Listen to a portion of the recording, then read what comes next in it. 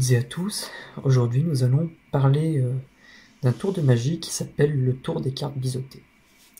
Alors sachez que il peut y avoir jusqu'à une cinquantaine de tours qu'on peut faire avec le même jeu, donc je vais vous présenter seulement quelques tours. Hein. Donc ce jeu se présente comme un jeu de cartes tout à fait normal. Pardon, je viens d'enlever juste la carte de présentation du jeu. Donc un jeu de 54 cartes différentes qui peuvent être examinées. Et ce qu'on va faire, c'est qu'on va demander au spectateur, s'il le veut, de mélanger le jeu. Donc, il est vraiment libre de mélanger. Voilà. Et maintenant, le magicien étale le jeu, et puis on va demander au spectateur de nous arrêter sur une carte, de nous dire stop. Par exemple, stop ici, donc sur cette carte-là. Ça peut être bien sûr n'importe quelle autre carte. Je ne la connais pas, mais vous la voyez. Ensuite, on va demander au spectateur de nous dire stop quand il veut, pour remettre la carte. Par exemple, il me dit stop ici.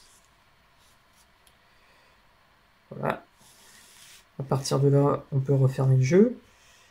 Et si le spectateur le souhaite, eh bien, il peut remélanger éventuellement le jeu.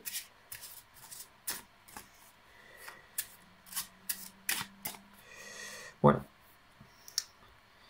Bien. Maintenant, le magicien récupère le jeu. Et moi, je pense que ça n'a pas été assez mélangé. Vous savez quoi? Ça ne vaut rien de redonner un petit coup. Et là, maintenant, si je refais une passe magique, simplement une passe magique, on peut voir que je viens de retrouver une carte. Cette carte, bien, il semblerait que c'est la vôtre. Et bien sûr, tout le jeu peut être vérifié sans aucun problème.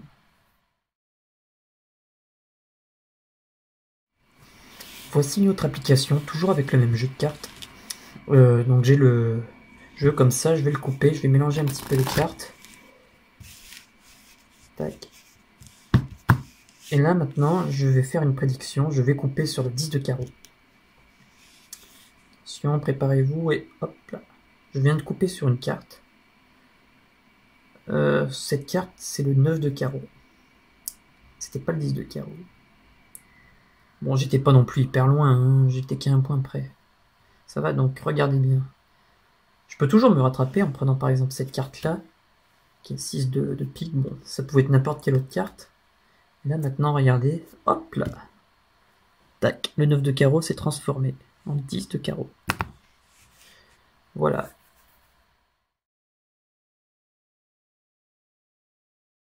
Alors, dernière application que j'ai décidé de vous montrer. Donc toujours pareil, on suppose que le spectateur peut vérifier le jeu à chaque fois, et même lui redonner un petit coup de mélange. Donc le magicien fait choisir une carte au spectateur, par exemple ici. Donc je ne connais pas la carte, le spectateur décide de la remettre là où il veut, par exemple ici. Et puis on peut redonner un petit coup de mélange. Et le magicien, tant qu'à faire, lui, va couper un petit peu ses cartes, histoire d'être sûr que ce soit bien mélangé. Maintenant, on va demander au spectateur de choisir un nombre entre 1 et 10. Alors en fait, ça pourrait très bien être entre 1 et 54, mais le souci c'est que 54, ça risque d'être un petit peu long. Donc on va supposer, par exemple, que le spectateur choisisse le nombre 7. Donc je vais compter 7 cartes.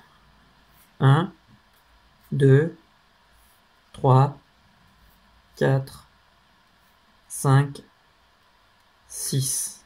J'ai déjà enlevé 6 cartes. Ça veut dire quoi? Ça veut dire que la 7e carte est celle-ci. Vous voyez quelque chose? Ah mais c'est normal, cette carte est secrète. Il semblerait que ce soit celle du spectateur. Je recompte, nous avons 1, 2, 3, 4, 5, 6, 7. Et maintenant, vous pouvez voir simplement qu'en faisant une petite passe magique comme ceci, petite passe magique légère, on s'aperçoit que c'est bel et bien la carte du spectateur. Voilà. Voilà, donc c'était tout pour ce jeu de cartes. Donc, comme je l'ai dit, on peut faire jusqu'à une cinquantaine de tours différents avec le même jeu. Et donc, si vous achetez ce jeu, je vous conseille vivement d'acheter le livre des cartes biseautées, qui a été écrit par Odin. Et l'éditeur, c'est Maillette Magie Moderne. Donc Maillette Magie Moderne, c'est la boutique, c'est une boutique de magie à Paris dans laquelle j'ai acheté ce tour. Sachez que ce jeu, vous pouvez aussi le trouver en bicycle. Donc moi je l'ai en bicycle aussi. Pour ma part, il est un petit peu vieilli, comme vous pouvez le voir. Mais voilà, vous pouvez le trouver sous 2 formats et en 2 couleurs différentes, en rouge comme en bleu, dans cette boutique. Alors après, il existe peut-être encore d'autres types de cartes, je sais pas, mais en tout cas, ces jeux-là sont les plus courants sous cette forme.